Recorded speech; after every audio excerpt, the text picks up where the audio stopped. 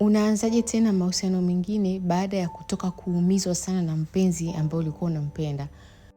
Huyu ameshajipa muda wa kutosha zaidi ya miezi 6, kwa anaendelea vizuri, ila ana hofu bado, japokuwa amekutana na mtu mwingine, anahofia kwamba mambo yasije yakatokea kama ilivyokuwa kwa yule ex wake aliyempenda sana. Na hii ni sehemu ya ushauri ambao nilimpatia. Wakati unaendelea kusikiliza, gusa alama ya like.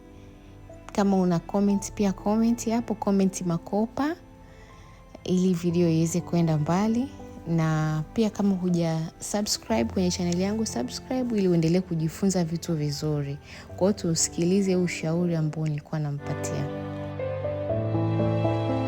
All in all ni kwamba hapo ulipo umeshakuwa distracted na hayo mahusiano yaliyopita. Maybe una hofu, unaogopa, lakini tayari muda umepita.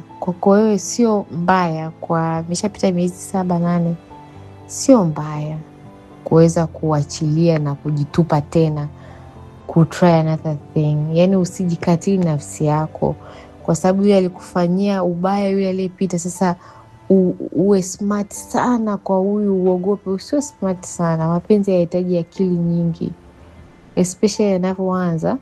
Unahitaji sana kutumia akili nyingi, kwamba uwe into details. Unatakiwa tu uende kihisia. Mapenzi ni hisia, hahitaji elimu na logic nyingi. You just go with the flow.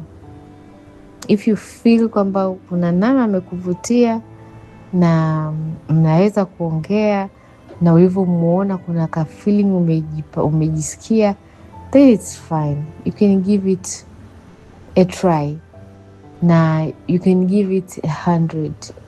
Yani usiende na 20% kwa sababu unahofia itakuwaje, ngoja nike mguu mmoja nichungulie. Usiende na maswali mengi. Jipurify, uwe mpya, uone kwamba hii hapa ni jambo jipya. Na kama umemnotice na vitu tuzuri, then focus on the good. Usijaribu kumdescribe kwa kutumia watu waliopita waliokuumiza. Maanake kama umeona na yeye ameshapigwa na maisha, then atafuta kutulia labda. Lakini sana sana kiukweli kwa wanaume, huwa haanzi na moja kwa moja mapenzi kwamba sasa iwe real for real, tutakuwa wewe ndo mke wangu na nini. Huwa ni kuconnect, kwa sababu ndo inaanza. Kwa zetu wazungu huwa hata mara nyingi wanakutana hivyo, wanaitwa blind date. Wanakutana for the first time, wanaongea. Unavyoongea unamsikiza mwenzako, mwelekeo wake, na describe things na nini, na okay, mwisho wa siku bora, okay, let's give it a try. Naanza kwenda mwisho wa siku mpaka watu wanaamua kufunga ndoa. Sasa ile connection inakuwa kubwa. So this is just the beginning. Isikutatize sana, just go with the flow. Na lakini unaendelea kumwangalia, unaendelea kunotice the good things. Usijikatili kwamba sasa unazuia vitu, unaogopa. Kama ulivyosema kwamba wewe hujiamini. Yes, nakuelewa ukisema wewe hujiamini, ila the problem sio kwamba ni wewe. The problem ni connection yenyewe.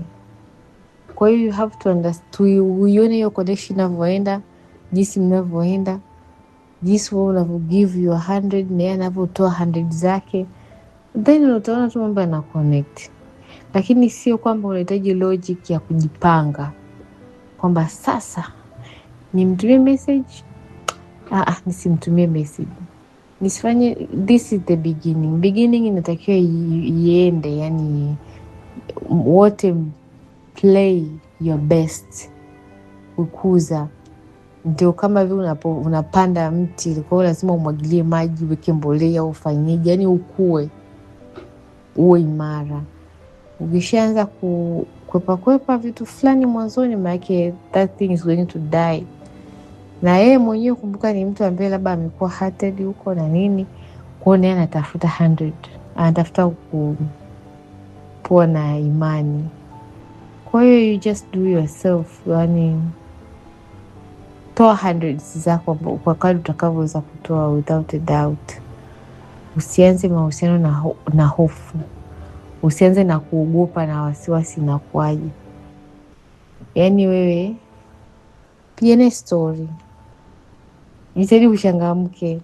Na kuona kama uko kama sio ni introvert, I don't know, lakini nakuona umepoa. Changamka naye tu. It's okay kujaribu vitu vipya tu kwenye duniani. Usijilimit in that box. Usijilimit kwenye hofu na kutokana na mambo yaliyopita. Changamka naye, pigane stories. Tena saa nyingine hofu zako umwambie, mweke wazi kwamba mimi I'm not okay kwenye this part. Naona hapa nimekuwa nimetengenezwa hofu huko nyuma, so I need to be okay hapa. Na tamani uone kama kuna kitu to discuss, au kama kuna kitu hujakielewa usinune, uniambie. Muulize maswali kama hayo. Wale unaanza badala ya kujielezea wewe, unamuuliza kwanza kwamba katika mahusiano kitu gani ambacho ukipendi.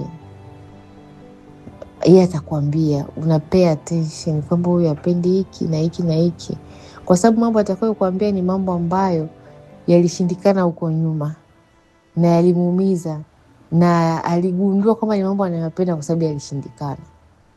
Kwa atakwambia, so that's what you are going to kumsaidia in that part. Makini anahitaji msaada. Na wewe pia ukakisha kwambia makini yeye atakuuliza, au wewe mwenyewe pia unaweza kupuka ukawachomeka story ukamwambia na mimi pia ya kwako ukayasema. Ukamwambia mfano unasema, mimi kwa kweli napenda good communication. Kama kuna issue let's sort out. Tuongee na nini. Lakini mambo ya kukaa kimya hiyo isipendi na nini. Kwa hiyo for really ni kitu ambacho mimi na insist sana kwenye mahusiano tukizingatie.